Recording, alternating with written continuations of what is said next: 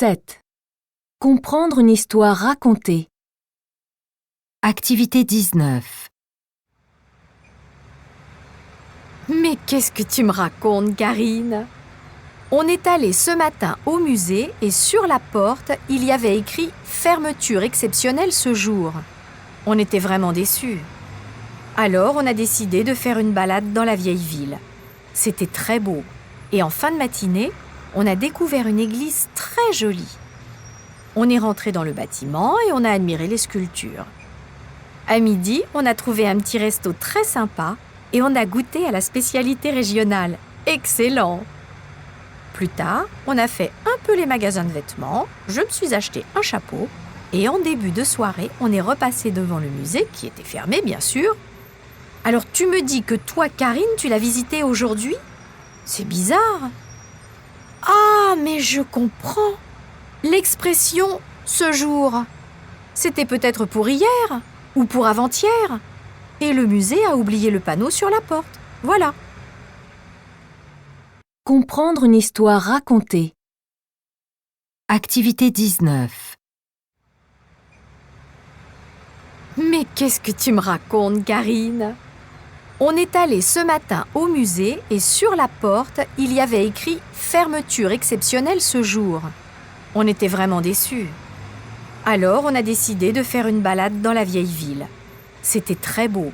Et en fin de matinée, on a découvert une église très jolie. On est rentré dans le bâtiment et on a admiré les sculptures. À midi, on a trouvé un petit resto très sympa et on a goûté à la spécialité régionale. Excellent! Plus tard, on a fait un peu les magasins de vêtements, je me suis acheté un chapeau et en début de soirée, on est repassé devant le musée qui était fermé, bien sûr. Alors tu me dis que toi, Karine, tu l'as visité aujourd'hui? C'est bizarre. Ah, mais je comprends. L'expression « ce jour », c'était peut-être pour hier ou pour avant-hier. Et le musée a oublié le panneau sur la porte. Voilà.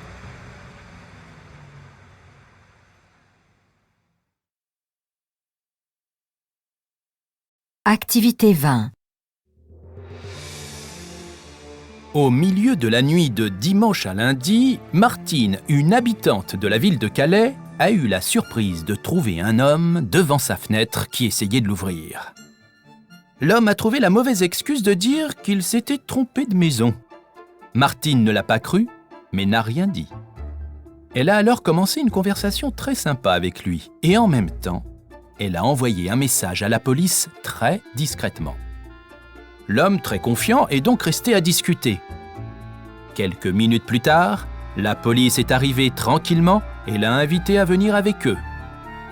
Bravo, Martine, pour votre calme et votre stratégie. Le voleur est maintenant entre les mains de la police.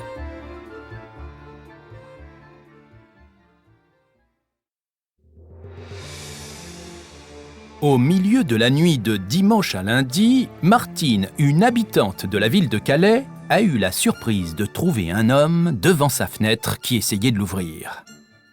L'homme a trouvé la mauvaise excuse de dire qu'il s'était trompé de maison. Martine ne l'a pas cru, mais n'a rien dit. Elle a alors commencé une conversation très sympa avec lui et en même temps, elle a envoyé un message à la police très discrètement. L'homme, très confiant, est donc resté à discuter. Quelques minutes plus tard, la police est arrivée tranquillement et l'a invité à venir avec eux. Bravo, Martine, pour votre calme et votre stratégie. Le voleur est maintenant entre les mains de la police.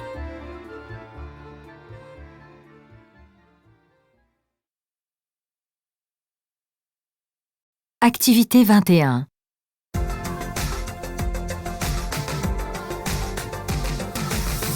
Et maintenant, la page loisirs de votre week-end. Une vague de solidarité arrive bientôt dans les piscines de France. Une semaine avant la Journée mondiale de l'eau, qui se déroule le 22 mars de chaque année, différents partenaires comme les villes, les entreprises de production d'énergie ou les associations de développement durable vont organiser samedi prochain la Nuit de l'eau.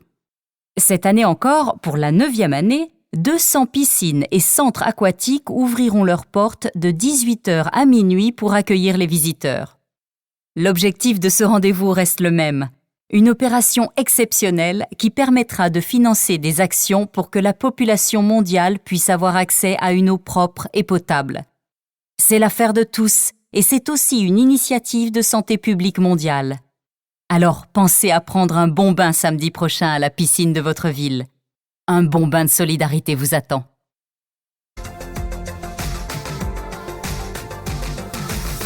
Et maintenant, la page loisirs de votre week-end. Une vague de solidarité arrive bientôt dans les piscines de France.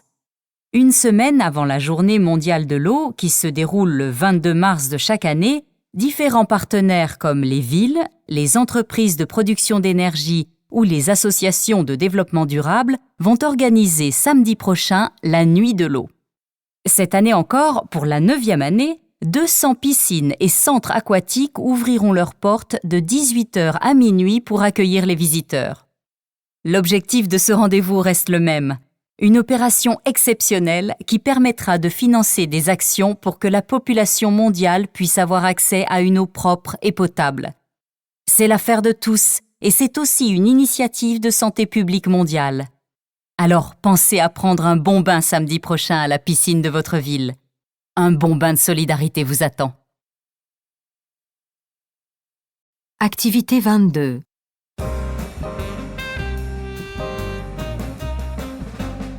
Aujourd'hui, les enfants passent tout leur temps devant la télévision, la tablette ou le téléphone portable. Comment les empêcher de regarder tous ces écrans? C'est notre pédiatre de l'émission, Dr Patrick Henry, qui est invité pour nous donner quelques conseils. Bonjour docteur. Bonjour Estelle. Selon l'enquête Junior Connecté, les 13-19 ans passeraient près de 30 heures par semaine devant les images électroniques. Des chiffres en augmentation qui montrent que ce comportement fait partie du quotidien des jeunes. Au début de l'adolescence, les risques apparaissent, mais Internet peut jouer aussi un rôle important pour leur intégration sociale. Les parents doivent alors régulièrement aller avec leur enfant explorer les jeux qui l'intéressent et voir comment il utilise Internet. Chers parents, demandez-lui de vous montrer les sites, les blogs ou les jeux vidéo qu'il regarde. Vous êtes là également pour donner des règles. Bien sûr, les règles sont rarement respectées. Et Isabelle, par exemple, a retrouvé sa fille de 13 ans en train d'envoyer des SMS à 23 heures. Elle a réagi très vite. Portable interdit jusqu'aux vacances. Vous devez proposer alors ces règles ou ces punitions pour une durée précise, une semaine ou un mois par exemple. Et elles progresseront en fonction de l'amélioration des résultats et du comportement de votre jeune. 8. Comprendre un échange de points de vue. Activité 23.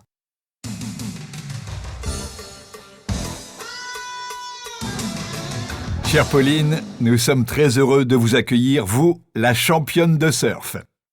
Mais dites-moi, les médias parlent de vous davantage pour votre physique très agréable que vos performances. La plage, la mer, plutôt que le sport. Ça ne vous dérange pas? Si, bien sûr. Je peux permettre à certains journalistes de me poser des questions plus personnelles sur ma vie, sur mon quotidien ou mon passé, mais je veux qu'on parle de mon sport et je fais très attention aux photos, par exemple, qu'on trouve sur les réseaux sociaux. Je comprends que les médias cherchent à vendre plus, à intéresser leurs lectrices et surtout leurs lecteurs, mais jamais on ne doit oublier que nous sommes avant tout des femmes professionnelles du sport. Notre génération de surfeuses est encore jeune et on ne peut pas encore comparer les performances des hommes et des femmes. Mais je ne suis pas obligée d'accepter qu'on nous regarde comme des jolies filles à la plage. Et si on me demande d'utiliser mon image pour des publicités ou pour des vidéos qui oublient nos compétences sportives, alors je dis non. On peut faire des photos et du sport de manière intelligente. La vie d'une sportive n'est pas idéale. Il faut travailler pour réussir. Et le public doit réussir à le comprendre. Comprendre un échange de points de vue. Activité 23.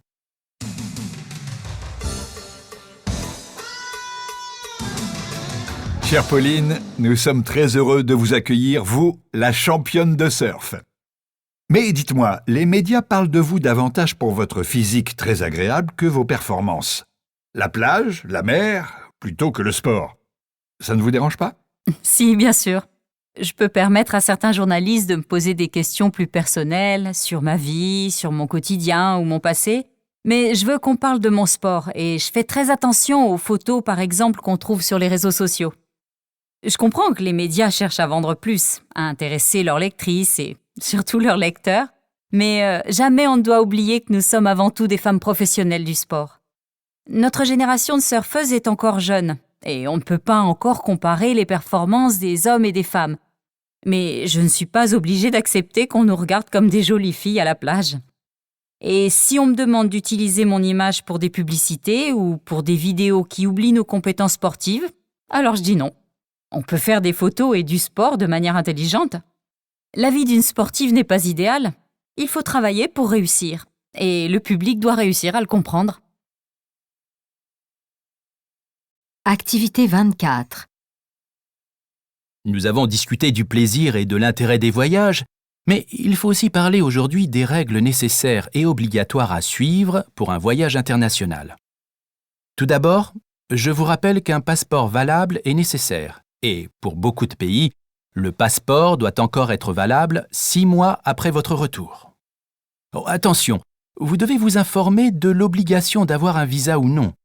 Vous ne pourrez pas entrer dans le pays si vous n'avez pas le visa obligatoire.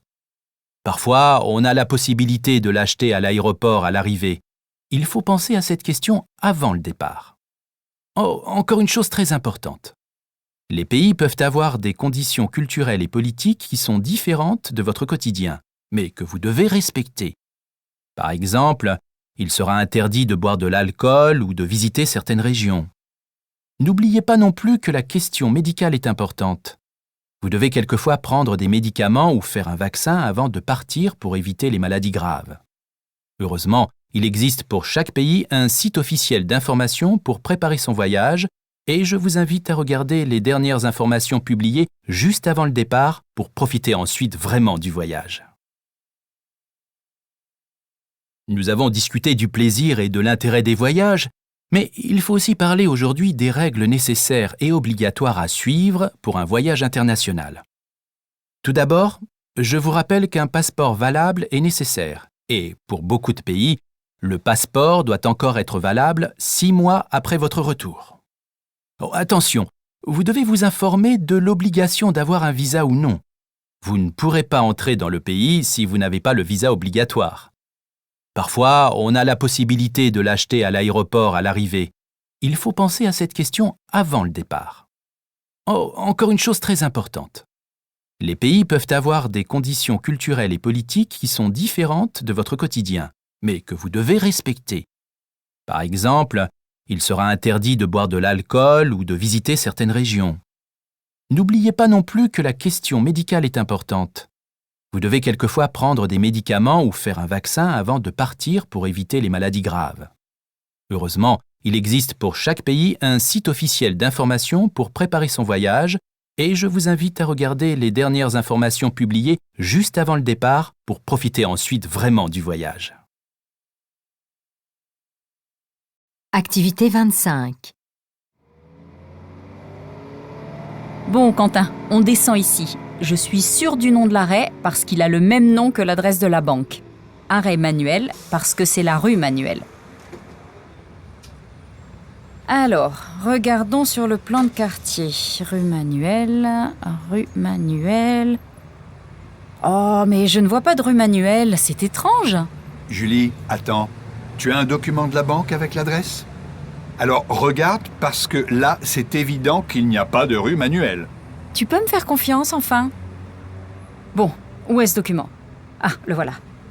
La banque se trouve donc rue Emmanuel. Non, c'est pas possible, j'étais certaine de l'adresse.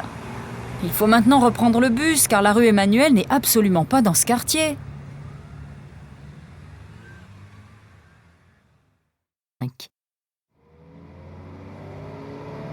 Bon, Quentin, on descend ici. Je suis sûre du nom de l'arrêt parce qu'il a le même nom que l'adresse de la banque. Arrêt Manuel parce que c'est la rue Manuel. Alors, regardons sur le plan de quartier. Rue Manuel, rue Manuel... Oh, mais je ne vois pas de rue Manuel, c'est étrange. Julie, attends. Tu as un document de la banque avec l'adresse? Alors regarde parce que là, c'est évident qu'il n'y a pas de rue Manuel. Tu peux me faire confiance, enfin? Bon, où est ce document? Ah, le voilà. La banque se trouve donc rue Emmanuel. Non, c'est pas possible, j'étais certaine de l'adresse. Il faut maintenant reprendre le bus, car la rue Emmanuel n'est absolument pas dans ce quartier.